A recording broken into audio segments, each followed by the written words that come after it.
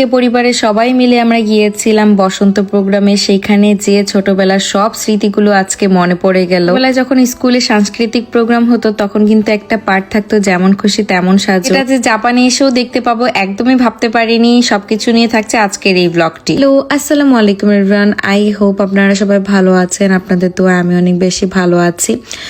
অনেকদিন পর আমি আজকে শাড়ি পরেছি, নিজের কাছেও অনেক বেশি ভালো লাগছিল। যাচ্ছি একটা বাঙালি প্রোগ্রামে, আর শাড়ির কালারটা আমার এত এত পছন্দ। মেজেন্টা টাইপের শাড়ি আমার অনেক পরা হয়েছে, কিন্তু এইটা হচ্ছে জাম কালারের। অনেকেই হয়তো বা মেজেন্টা ভাবতে পারেন, বাট এটা হচ্ছে জাম কালার। আমি হেঁটে হেঁটে আমার ননসের বাসার সামনে যাচ্ছি, সেখান থেকেই গাড়িতে করে সবাই মিলে একসাথে যাব সেই প্রোগ্রামে। এটাই একই রকমের শার্ট পরেছে। আমি আর আমার শাশুড়ি মা হচ্ছে একসাথে বসেছে। আজকে আমার শাশুড়ি মাকে খুবই সুন্দর লাগছিল। মা একটা মেরুন কালারের জামদানি পরেছে, আর শাফিক আলী পিছন থেকে আমাকে উকি মেরে মেরে দেখছে, আবার একটু ভাবও নিচ্ছে আমার সাথে। একটু 7-এর সামনে থেমেছি। আমি হচ্ছে এই ব্লুবেরি জুসটা নিয়েছি। এই গরমের মধ্যে এটা খেতে আমার বেশ ভালো লাগে। এরপর সেই হলের সামনে চলে এসেছি, যেখানে আজকে প্রোগ্রামটা হবে। প্রোগ্রামটা মেইনলি আজকে বসন্ত প্রোগ্রাম। বছরই এই সময় হচ্ছে বসন্ত প্রোগ্রাম করা হয়, কারণ জাপানের বসন্ত হচ্ছে এখন। আপুরা আন্টিরা কি সুন্দর বসন্ত সাজ দিয়ে এসেছে, সবাইকে এত সুন্দর লাগছিল।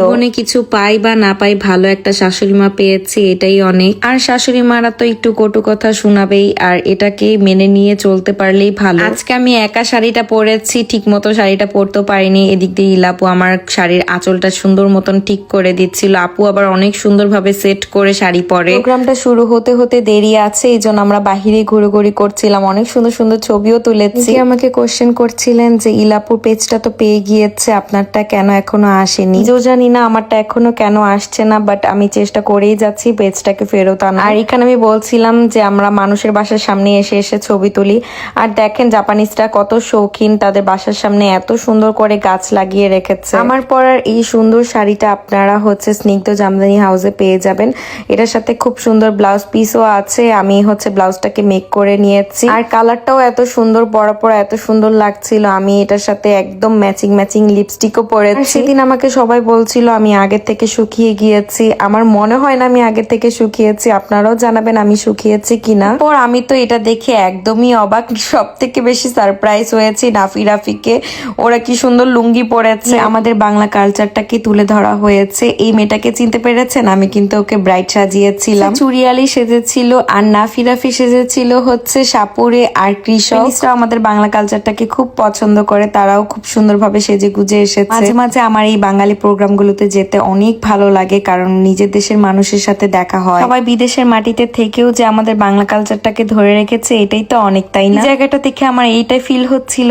স্কুলে আমরা সবাই সাজতাম না, যেমন খুশি তেমন সাজো। ঘটক সাজতাম, কেউ কবি সাজতাম, কেউ সাপুরে সাজতাম। এমনই সবাই সেজেছিল, এত ভালো লাগছিল দেখে। যতগুলো বাচ্চা দেখছেন সবাই কিন্তু জাপানি হয়েছে, জাপানি বড় হয়েছে।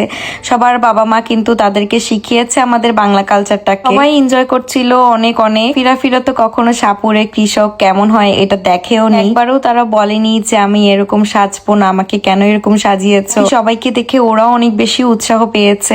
সবজি সবজি আছে।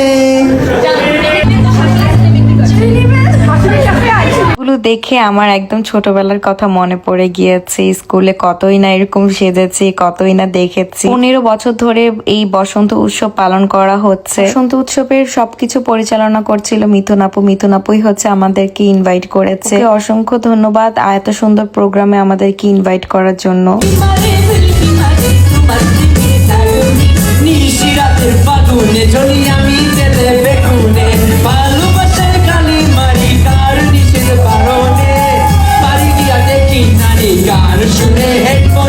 পর সাংস্কৃতিক প্রোগ্রাম শুরু হয়ে গিয়েছে। বসে বসে সবার নাচ গান এনজয় করছিলাম।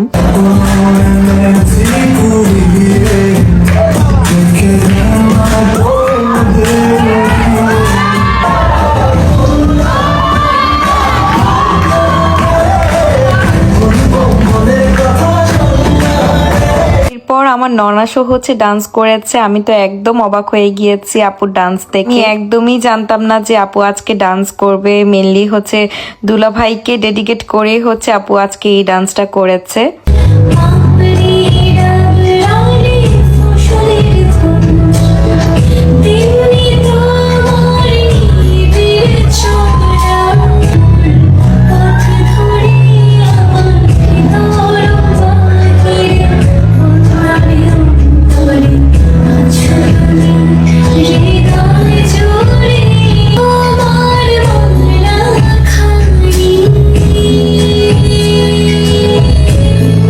আপনারা তো সবাই জানেন আমার ননাসের হাজবেন্ড মারা গিয়েছে। প্রতি বছরই হচ্ছে দুলাভাই এই বসন্ত প্রোগ্রামে অ্যাটেন্ড করে। এই বছর দুলাভাই আর নেই। এর বছর আপুকে সবাই যখন ডান্স করতে বলেছিল, আপু ডান্স করেনি। দুলাভাই বলেছিল সামনের বছর ডান্স করবে। কথাটা মাথায় রেখে হয়তো বা আপু আজকে দুলাভাইকে ডেডিকেট করে এই ডান্সটা করেছে। তো খুব সুন্দর নেচেছে আপুর ডান্সটা, অনেক সুন্দর হয়েছিল।